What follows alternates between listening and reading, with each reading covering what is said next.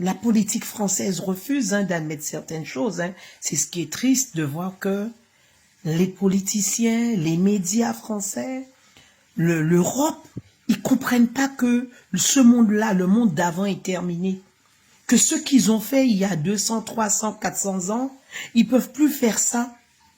Et que ils devraient plus se mettre à table, discuter, négocier, faire des échanges comment on dit ça, de biens, de marchandises, pour pouvoir faire avancer le monde, pour pouvoir faire du troc, pour que le monde puisse évoluer en toute dignité, liberté, égalité. Non! Il y a certains pays qui veulent continuer à maintenir une forme de colonisation, de dictature sur d'autres peuples. Mesdames, Messieurs, peuple congolais, chers membres de la diaspora, chers membres de la résistance et chers patriotes, individuellement et collectivement, du nord au sud, de l'est à l'ouest et au centre, tant au niveau citoyen qu'intellectuel, politique, militaire, religieux et ou spirituel.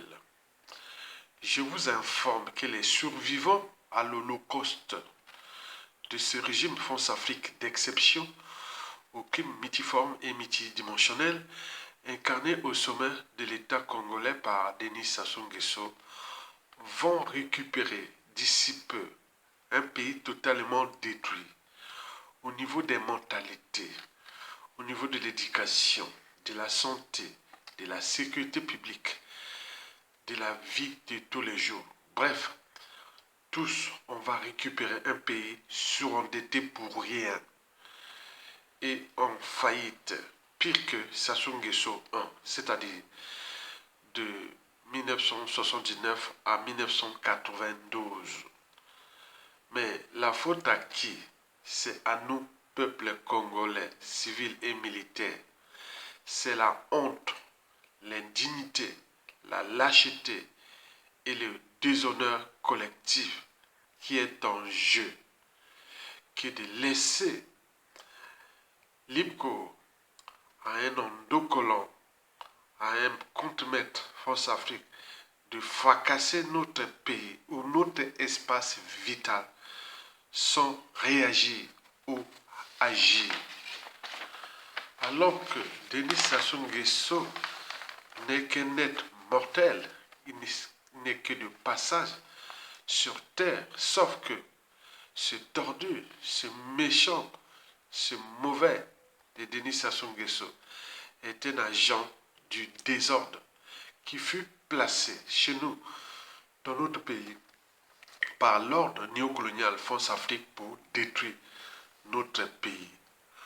Alors, peuple congolais, si on relevait ensemble le défi de les chasser avant la fin de l'année, soit par la révolte, soit par un coup d'état militaire patriotique ou salutaire, soit par un acte isolé.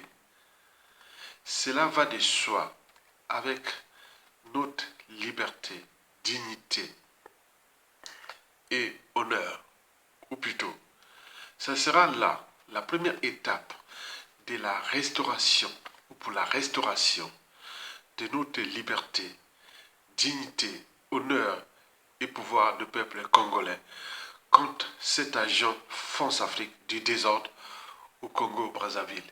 Explication. Et ce que je retiens de cette histoire, d'abord, c'est la dignité de cette femme, la valeur de cette femme. Elle a eu le courage de dire non dans un pays où les gens ne se souviennent même plus qu'est-ce que non veut dire. On ne s'en souvient plus. Nous disons oui à tout. Et ce monsieur, aujourd'hui, est en train d'évoluer dans ses affaires et la dame est restée dans cette situation. Donc, vous avez comme ça une série d'événements qui se produisent au Congo à la défaveur des Congolais, mais qui sont des choses qui s'accumulent. Il n'y a plus aucun étranger qui, au Congo, a peur de faire à un Congolais ce qu'il ne ferait pas à quelqu'un dans son propre pays.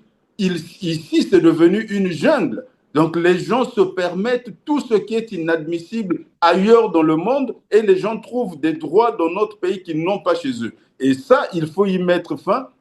La solution pour y mettre fin, il faudrait qu'on fasse partir le président Sassou Nguesso. Le Congo doit reprendre, nous devons reprendre notre pays. Les Congolais doivent reprendre le Congo. Il faudrait que le président Denis Sassou Nguesso puisse partir en 2025. Pourquoi nous ne pouvons pas attendre? Parce qu'en 1992, il avait fait 13 ans au pouvoir. Quand le président Pascal Lissouba est arrivé, le président Lissouba avait dit « le pays est sinistré ». Et c'était un professeur des universités, il savait de quoi il parlait. Et quand vous regardiez la situation du Congo d'un point de vue structurel à cette époque-là, quand vous lisez les chiffres, effectivement, le pays était sinistré. Cette fois, le président Sassou Nguesso vient de passer 28 ans au pouvoir. On ne peut pas vous décrire la situation dans laquelle on se trouve. Dire que le pays est sinistré, c'est peu dire. Circulez à Pointe-Noire, vous verrez comment la ville est dévastée, comme si un tsunami était passé par là. Mais ça, c'est ce qui est visible. Qu'est-ce que l'on va trouver dans les comptes publics le jour où il y aura un nouveau régime? Le régime de Macky Sall, qui avait toutes les apparences de sérieux, les nouveaux dirigeants qui sont arrivés ont découvert des gaps de plus de 1000 milliards de francs CFA et ils essaient de mettre de l'ordre. Or, 1000 milliards de francs CFA, c'est le 5e de ce que certains individus du régime disposent dans des comptes offshore. Donc, quel trou béant nous allons trouver dans la gestion de ce pays? Les Congolais doivent prendre conscience. Après 13 ans de pouvoir, en 92, le nouveau régime qui est arrivé a trouvé une situation telle que deux choix s'offraient à eux et c'était des recommandations de la Banque mondiale et du FMI. Il fallait réduire le nombre d'employés de la fonction publique pour garder les mêmes salaires. Alternativement, il fallait réduire les salaires de 30% pour garder tout le monde. Mais malgré ces ajustements, on n'a pas été capable de continuer à payer les salaires et de continuer à payer les pensions de retraite. Aujourd'hui, 28 ans plus tard, donc ça c'était le résultat après 13 ans de pouvoir. Aujourd'hui, 28 ans de pouvoir après, lui-même il est encore là. On voit toutes les difficultés qu'il y a à payer les salaires, on voit les difficultés à payer les pensions de retraite, on voit des étudiants qui sont abandonnés sans bourse depuis plusieurs années. Donc les difficultés qui étaient cachées en 92, aujourd'hui elles sont toutes visibles. Mais imaginez ce que nous ne voyons pas.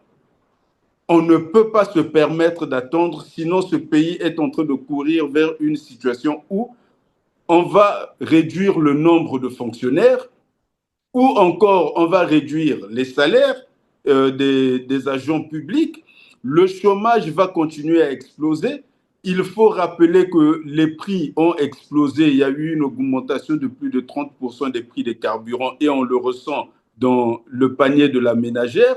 Il faudrait rappeler que les comptes publics sont plombés en ce moment, le chômage est à plus de 60%. Qu'est-ce que les Congolais voudraient qu'on leur explique de plus pour qu'ils comprennent qu'on ne peut pas attendre 2026? Monsieur Sassou Nguesso doit partir. Aujourd'hui, il y a une nouvelle génération politique qui est prête. Une nouvelle république doit naître. Le président Sassou Nguesso doit partir.